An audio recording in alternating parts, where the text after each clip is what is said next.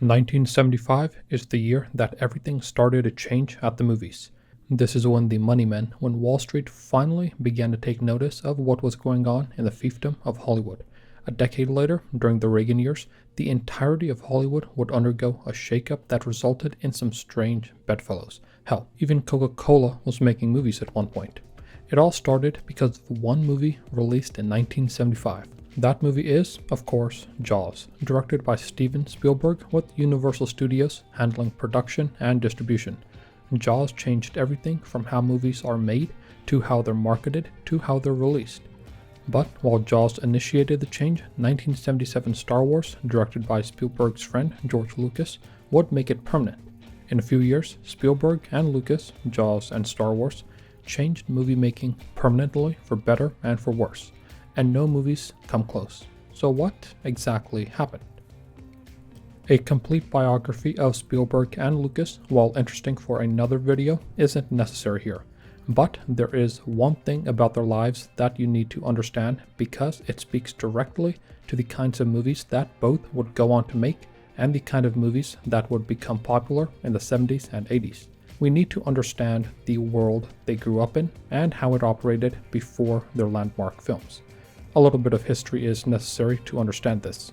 Lucas and Spielberg were both born in the 40s and grew up in the immediate post-war years. World War II had ravaged much of the Eastern Hemisphere, while the United States' geographical location spared it almost entirely. In its aftermath, the US became the dominant superpower militarily and economically. The 50s and 60s were Spielberg and Lucas' formative years, and when they would figure out what they liked.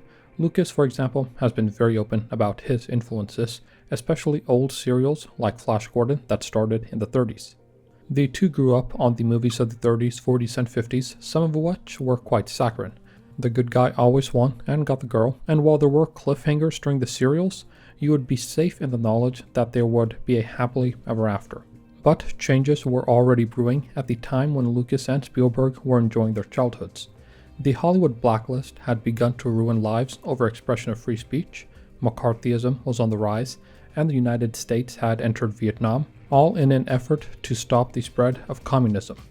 The civil rights movement began to reshape the identity of America, culminating in a decade of assassinations of JFK, of RFK, of Malcolm X, of Martin Luther King Jr., and more.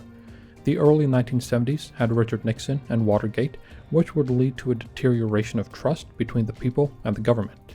This was reflected in the movies that were being made. The wider cultural revolution that was occurring in the United States, namely the counterculture movement, meant that tastes had shifted. The dissatisfaction you and I might feel with our environment now had already set in for the United States at large by the end of the 1960s. Suddenly, the westerns, the musicals, and the war movies were out of fashion. Rather, movies that wanted to make you feel good were out of fashion. People wanted movies that would make them think, that reflected the world as they saw it. Now, it was the movies that Mark Harris profiled in Pictures at a Revolution that were in demand. Bonnie and Clyde, known for its violence, The Graduate, known for its ennui, Easy Rider, which was about the counterculture at large, and In the Heat of the Night, which has the best slap in movie history. In this greenhouse, say last night, about midnight. The era of old Hollywood was fast fading at a new Hollywood, one in which the director was the primary author or the auteur of a film, was ascendant. Actors like Warren Beatty, Sidney Poitier, Jack Nicholson, and Dustin Hoffman. Actresses like Faye Dunaway, Diane Keaton, Meryl Streep, and Jenna Rollins. Directors like John Cassavetes, Mike Nichols, Sam Peckinpah, and Dennis Hopper. And writers like Paddy Chayefsky and Robert Towne would come to dominate Hollywood for a brief flash in the pan. This is the environment in which George Lucas and Steven Spielberg cut their teeth. Spielberg was in his early 20s when he signed an unheard of 7-year deal with Universal, the youngest director to do so at the time. Lucas, meanwhile, co-founded American Zoetrope in San Francisco alongside friend and mentor Francis Ford Coppola, another icon of the new Hollywood. Their ages gave Lucas and Spielberg, who first met in 1967, an advantage that would help them soon enough. They got the best of both worlds. They were able to enjoy a pleasant post-war period, lived through a cultural revolution that would destroy pre-code Hollywood and start their careers just when people were starting to take independent film more seriously and studios were actively looking for young, blazing talent. The new Hollywood directors were getting people excited about going to movies that broke new barriers, were cheap to produce, and made bank. Bonnie and Clyde is the canonical example. Starring Warren Beatty and Faye Dunaway as Clyde Barrow and Bonnie Parker, two real Depression-era bandits that met a bloody end, the movie grossed $70 million on a $2.5 million budget and showed that adult themes were not only popular with audiences but resonant. The film was replete with the cynicism that was weaving itself into the American fabric at that point. Though Jaws would be released just 8 years after Bonnie and Clyde, they were worlds apart in how they were created, marketed, and rolled out. While Bonnie and Clyde was influential, it was Jaws that would set the template for the next 50 years that followed. Now, the production of Jaws is another topic that deserves its own video, but suffice it to say that it was difficult. It turns out that robot sharks don't like salt water, and that filming in the open sea is something of a pain in the ass. That aside, it's everything else that surrounded the creation of the movie that led to the change in the business model, and these are all things that you're familiar with. The first is that Jaws was not an original movie, but an adaptation of an extremely popular book. The second is that Jaws was the first movie to get a wide release during the summer, and the third is that Jaws the movie, much like Jaws the book, had a wildly effective, large-scale marketing campaign in an effort to fill all those screens. Now, let's take each of these in turn. Adaptations are something that we're all familiar with and have been part and parcel of movie making since the beginning. King John, a film from 1899, is the first known film adapted from a play by William Shakespeare, while biblical epics were reliable moneymakers, with Cecil B. DeMille's 1923 silent epic The Ten Commandments being one of the first. So Spielberg didn't break much new ground with adapting Jaws per se, especially considering that just a few years prior, Francis Ford Coppola's The Godfather, adapted from a novel by Mario Puzo, was very successful. Rather, the importance of it being an adaptation is that it establishes a baseline for people to work from and provides them a cultural touchstone that they could be sure others were familiar with. Jaws, the novel, authored by Peter Benchley, wasn't some underground masterpiece. Published in February 1974, by the time the movie was released in June of 1975, the book had sold 5.5 million copies in the US alone. For reference, something like 20,000 copies sold over the course of a book's lifetime is considered successful. The book wasn't a mere success. It was a full-blown sensation and pop culture event. This isn't something that should be understated because it's something that is part of the fabric of entertainment now. See, intellectual property provides studios a touchpoint to gauge existing demand and desire. Superhero movies are the modern canonical example. All of the movies are adapted from or inspired by existing comic books. Granted, comic book sales collapsed in the 90s after the bottom of the speculation market fell out, which directly led to Marvel's bankruptcy and its licensing of X-Men and Spider-Man to Fox and Sony, respectively, but some issues still sell tens of thousands, if not hundreds of thousands of copies. Spider-Man and X-Men's filmic success proved to Marvel that they could, reasonably, let it ride on Iron Man, and the gamble paid off. While Iron Man wasn't as much of a household name as Spider-Man was, enough people did know, if not of the character, then at least the Black Sabbath song, or so I like to imagine, that they were willing to give it a chance. Marvel seized on that chance and dug into their archives, pulling out films like Captain America, Thor, Guardians of the Galaxy, all thanks to their existing coterie of characters. Jaws had a much larger audience to work off. While 5.5 million people had read the book, each of those people had family members and friends that hadn't read it but would be happy to see the movie. Jaws was able to tap into the zeitgeist in a way that no movie before it ever was. The lesson Hollywood took away was clear: adapt, adapt, adapt. A survey of movies between 1968 and 2002 showed that 35% of movies were adaptations, though I think box office numbers would likely show that much more than 35% of the overall gross is from said adaptations. While Jaws the movie didn't break ground regarding the adaptations, it did break ground regarding wide releases, and this is something that, at that point, was unique to Jaws. This is something that we take for granted now. Of course, a movie opens on thousands of screens on the opening weekend, and it makes $1 billion in a few weeks over the summer. That's a recent sentiment though. In fact, the idea of a summer release around the time that Jaws was released was recent. It used to be the case that summertime was the worst time to release movies. Air-conditioned theaters weren't always a thing, and people, reasonably, didn't want to spend 2 hours in a hot, muggy, dark box. Some theaters were even closed during summers. But as air conditioning was installed in most theaters, and as the counterculture movies had proven to be successful, studios warmed to the idea of a summer release. Prior to Jaws, movies started with a small, limited rollout and then slowly expanded to more screens over time. The Godfather is a good example. In its first week, it only played in 5 theaters in limited markets. Only as the weeks progressed did it add more and more screens. Jaws was different. It debuted in more than 400 theaters across the country. One thing you've probably noticed when it comes to box office reporting is how important the opening weekend is. In fact, many movies live and die by their opening weekend. Jaws is what helped create that sensation. Again, we will look to The Godfather as a point of comparison. In its opening weekend, The Godfather made $302,000. Jaws, meanwhile, made $7 million. Peter Guber, who produced Spielberg's The Color Purple, said, quote, "These wide releases, these enormous expenditures of print and advertising in publicity and marketing costs and expenditures, they would create this enormous swell of momentum that would create gargantuan box office from the beginning," end quote. This had a positive and negative effect on the industry. On the positive side, it meant that a lot more people could see the movie at once, which meant that filmmakers could recoup their costs much earlier as well. On the negative side, however, it meant that soon movies would have to be able to prove that they would do great business from day one or else. It's a truism now that a movie needs to make around 2.5 times its budget in order to break even. So, Jaws, made on a $9 million budget, would need to make around $22.5 million in order to start making a profit. Part of that is splitting ticket proceeds with the theaters, which operate on a sliding scale. In the all-important first week of release, theaters get 20% of the sales, while the distributor gets 80%. In week 2, that could be 25-75, and so on. But the other big spend is marketing, which in some cases could be as much as it cost to make the movie itself. This wasn't the case for Jaws, though marketing was still a massive chunk. The distributor, Universal, booked multiple 30-second spots on primetime TV in the lead up to the opening, something that again wasn't really done before this movie. Even the 400 theaters release was part of the marketing campaign. Originally, the movie was slated to be released on as many as 900 theaters across the country, but Universal chairman Lew Wasserman cut it down, saying, quote, "I want this picture to run all summer long. I don't want people in Palm Springs to see the picture in Palm Springs. I want them to have to get in their cars and drive to see it in Hollywood," end quote. This had the intended effect. After the film got phenomenal reviews and strong word of mouth had spread, people would literally line up for blocks in the summer heat in order to watch the movie, hence the name for this style of movie now, the blockbuster.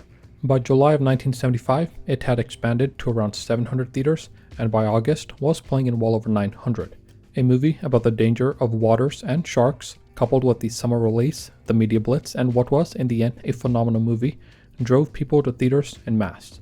Bob Levin, who ran worldwide production and distribution for MGM, described it as such, quote, "Before that, what we now call marketing departments were called publicity departments because it was a publicity-driven business," end quote. Jaws' success completely upended the system.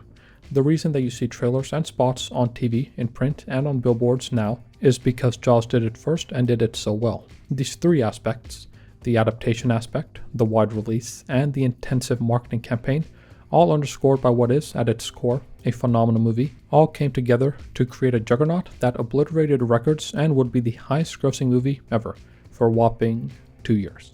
Because then, out of the blue, came another movie that was set in a galaxy far, far away. Unlike Jaws, Star Wars came out of nowhere. Literally nobody expected it to be a success. Not George Lucas, who wouldn't direct another movie for 22 years. Not distributor 20th Century Fox, which had to force theaters into carrying it at all. And probably not most people who didn't really know what to expect. But on May 25th, 1977, Star Wars staged a revolution against Hollywood on multiple fronts. It highlighted the importance of visual effects, of sound in movies, of creating a world that feels lived in, how important toys and merchandise could be, and much more. What Jaws had started, Star Wars would finalize, and the two would demarcate a pre-blockbuster and post-blockbuster Hollywood. George Lucas had been actively working on Star Wars for around 4 years by the time of its release. His previous film, American Graffiti, was a massive indie success and helped usher in the rise of independent film. He had been working on Apocalypse Now, but had to let it go after he found that he couldn't get any financing for it. So, in his words, he decided to take the Vietnam War into space. Now, undoubtedly, somebody will say that Star Wars is a World War II allegory.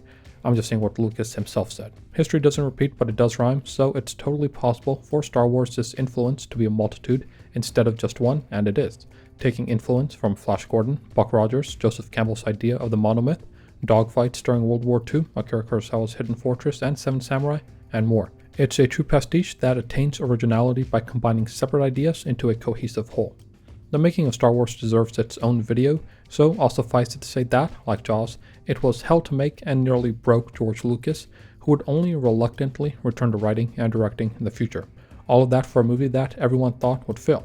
But then something funny happened. It didn't fail. Not only did it not fail, but it was the kind of success that no one can anticipate. George Lucas might have been the luckiest guy in the world. He pulled off 2 lucky strikes in a row now. Unlike Jaws' massive 400-theater wide release, Star Wars, after much arm-twisting of theaters, landed a whopping 42 that would show it during the first week. Lucas was finishing up sound for the wide release, so he missed much of the opening, but as the story goes, when he went to dinner with his wife, Marshall Lucas, he noticed that people were starting to line up at Mann's Chinese theater for a movie. For his movie. Within a couple of months, more than 1,000 theaters were playing the movie, and some would play it continuously for an entire year. A year after its initial release, it had another wide release, which only extended its box office run. People could not get enough of Star Wars. When news spread across the pond, a line started forming at the first few theaters that were showing the film in London. It was officially a worldwide phenomenon. It even single-handedly doubled 20th Century Fox's stock price. Star Wars didn't obey the lessons from Jaws. It wasn't an adaptation, it followed the slow wide release model of movies like The Godfather, and even marketing it was difficult as there was no national conversation to tie it into. Instead, it forged new lessons that Hollywood would learn. After the massive success, Fox, of course, wanted to do more Star Wars, and so did George Lucas. Sequels get a bad rep for unoriginality, but there's a reason that studios do them. Jaws 2 was released in 1978, and while it got mixed reviews, it also made more than $200 million on a $20 million budget. That easy, non-risky money wasn't something that studios could ignore. Almost immediately, George Lucas began working on The Empire Strikes Back, which would be released in 1980. It, like Star Wars before it, was a walled success and would help turn Star Wars into the pop culture phenomenon that it is today. If the first Star Wars movie didn't learn the lessons Jaws set out, Empire certainly did to a resounding success, pulling more than $500 million on a $30 million budget. The Empire Strikes Back came out in a weird year for movies. It was released in May of 1980, but just 6 months later, in November, a rumble would be felt throughout Hollywood. For a bit of context, in 1978, The Deer Hunter was released by auteur Michael Cimino. Hailed as one of the best films ever made, it did well at the box office and won critical acclaim, as well as Best Picture and Best Director at the Academy Awards. But then, United Artists let Cimino run buck wild. His follow-up, Heaven's Gate, one of the most infamous and troubled film productions of all time. It was a failure with critics and at the box office, making a paltry $3.5 million on its $44 million budget. It, along with a few other movies, brought an end to the new Hollywood and returned the power back to the studios. Only a few filmmakers, like George Lucas, were able to remain independent. Studios were suddenly a lot stingier about what they funded. Now they wanted sure things, and what's more sure than doing more of what already works? Movies began to shift in tone yet again. Gone were the riskier, subversive movies, and in were the crowd pleasers that would spawn franchises and merchandising opportunities. Before Star Wars, there weren't many merchandising tie-ins. That probably stems from the fact that there weren't really many interesting opportunities. I mean, I like Marlon Brando and Al Pacino's Vito and Michael Corleone, as well as Paul Newman's Luke Jackson as much as anybody, but there's not really an action figure market for them. For Darth Vader, Luke Skywalker, Han Solo, Princess Leia, there were toys for days. It's the toy side of Lucasfilm that let them do the movies, really, and it proved that there were billions to be made in this market. Movies like Superman, E.T., RoboCop, Gremlins, and Back to the Future had plenty of opportunities for toys, while movies like Ghostbusters, Rocky, The Karate Kid, Police Academy, and Halloween got sequel upon sequel. Lucas had long said that he wanted to make movies that helped people feel good. Granted, Empire probably did that less than Star Wars or Return of the Jedi, but it did set up for a payoff. These feel-good movies, or rather, movies that weren't as cynical as Bonnie and Clyde or Chinatown, were the kind of movies that Spielberg and Lucas always wanted to make. Sure, Jaws isn't exactly a feel-good movie, but its primary antagonist isn't human nature, but rather fear of the unknown, with some nice thalassophobia thrown in for good measure, along with some good old human greed. Star Wars is a clear-cut story of good triumphing over evil, which is exactly what Lucas wanted. That feel-good streak would stretch into the 80s with movies like E.T., The Goonies, Back to the Future, Big, Ghostbusters, and more. Not all of them would spawn franchises, and not all of them would have merchandising opportunities, but they represented a sea change in feeling in Hollywood. Out with introspection, in with the good times. And not, I think, to the detriment of film quality overall. There's a market for both interesting, introspective movies and crowd pleasers. It's only an issue when it trends too much to the one side, as it's arguably doing now. Changes in Hollywood only seem to happen when the economics change, or when a string of flops affect the industry. So while we don't know when and how the industry will change, we know that it will change. Jaws and Star Wars' impact on the film industry was wildly outsized for two movies whose directors weren't as sure about their success. Spielberg and Lucas both thought during filming that each movie would be the last that they would ever do, that the movies would flop after having so much money invested in them, and that they would be out of the business for good. Both were, of course, wrong, and became billionaires thanks to their keen eye for the creative and business side of movie making. Jaws showed how important tapping into the zeitgeist is, especially with a book as popular as Jaws was. It showed how important the immediate wide release is to a film, especially given how it almost recouped its budget outlay within a few weeks as opposed to months, and it showed how important and worthwhile a larger marketing spend was. Star Wars, meanwhile, showed how important the franchise and merchandising opportunities as a whole were. Lucas was able to create an entirely new world where none had existed before and filled it to the brim with lore, comics, books, toys, and more. These were the business lessons that Hollywood would take and incorporate to great success over the last few decades. The success of the MCU is the most obvious, but franchises like Harry Potter, The Lord of the Rings, and James Bond are right up there as well. The effects of Jaws and Star Wars are still being felt today and likely will be for years, if not decades, to come.